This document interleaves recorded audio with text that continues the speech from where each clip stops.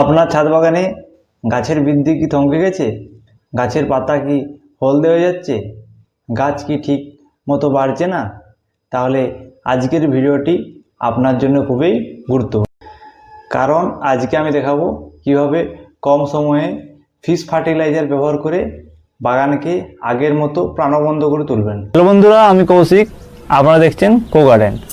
ভিডিওটি শেষ পর্যন্ত দেখুন, কারণ আজকে আমরা জানবো ফিশ ফার্টিলাইজার কি, ফিশ ফার্টিলাইজারে কি থাকে, ফিশ ফার্টিলাইজারের উপকারিতা, এর ব্যবহার পদ্ধতি এবং ফিশ ফার্টিলাইজারের কিছু সতর্কতা। ভিডিওর প্রথমেই বলি ফিশ ফার্টিলাইজার কি। ফিশ ফার্টিলাইজার হলো সামুদ্রিক মাছের মাথা, হাড় ও অন্যান্য অংশ থেকে তৈরি একটি জৈব সার, যা কোল্ড প্রসেসিং পদ্ধতিতে মাছের বর্জ্য পদার্থ থেকে এটি তৈরি করা হয়। ফিশ ফার্টিলাইজার লিকুইড এবং পাউডার ফর্মে পাওয়া যায়, কিন্তু এই দুটো কাজে করার জন্য এই লিকুইড ফর্মটি বেশি কার্যকরী। এবার বলবো এতে কি কি থাকে। লিকুইড ফিশ ফার্টিলাইজারে এনপিকের অনুপাত হলো 5:1:1, অর্থাৎ এতে নাইট্রোজেন 5% এবং 1% করে পটাশ এবং ফসফরাস। এটি নাইট্রোজেনের ভালো একটি সোর্স, যা গাছের বৃদ্ধির জন্য খুবই ভালো কাজ করে। এবার বলবো ফিশ ফার্টিলাইজার কিভাবে গাছে কাজ করে। ছোট গাছে, এই ধরুন দেখুন, ছোট গাছটিতে ফিশ ফার্টিলাইজার দিলে খুব তাড়াতাড়ি গাছটি গ্রোথ দেখা যায় এবং গাছের পাতা সবুজ এবং স্বাস্থ্যবান হয়। সব ধরনের ফল গাছে এটি খুব ভালো কাজ করে এবং বিভিন্ন ধরনের সবজিতেও এর জুড়ি মেলা ভার। ধরুন কোনো গাছ একদম বাড়ছে না, সেসব গাছে ফিশ ফার্টিলাইজার লিকুইডটা দিলে সেসব গাছে 7 থেকে 10 দিনের মধ্যেই বৃদ্ধি লক্ষ্য করা যায়।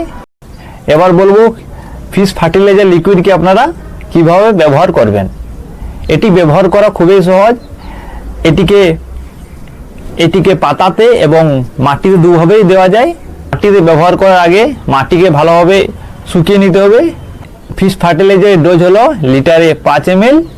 এটা 1 লিটার জলে 5 ml ভালোভাবে গুলে গাছের গোড়ায় ঢেলে দিলে হলো। এবং পাতায় এর ডোজ হলো পাতায় 2.5 ml লিটারে নিয়ে ভালোভাবে গাছকে স্প্রে করতে হবে। এবং ফিশ ফার্টিলাইজারকে আপনারা হয় খুব সকালে অথবা সন্ধ্যের সময় ব্যবহার করবেন, এবং রোদের মধ্যে একে ব্যবহার করা একদম যাবে না। এর কিছু সতর্কতা আছে। এটা মাটি ভেজা অবস্থায় এটিকে গাছে দিবেন না, এবং মিনিমাম 15 দিন পর পর এটিকে আপনারা দিবেন। এটি অতিরিক্ত ব্যবহার করবেন না, তবে শিকড় পুড়ে যেতে পারে। এবং এটিকে 15 দিন পর পর আপনারা ব্যবহার করবেন, এবং মাটি ভেজা অবস্থায় এটিকে মাটিতে দেবেন না, সেই সময় আপনারা পাতাতে স্প্রে করবেন। এই ছিল আজকে আমার ফিশ ফার্টিলাইজার লিকুইড নিয়ে সম্পূর্ণ তথ্য।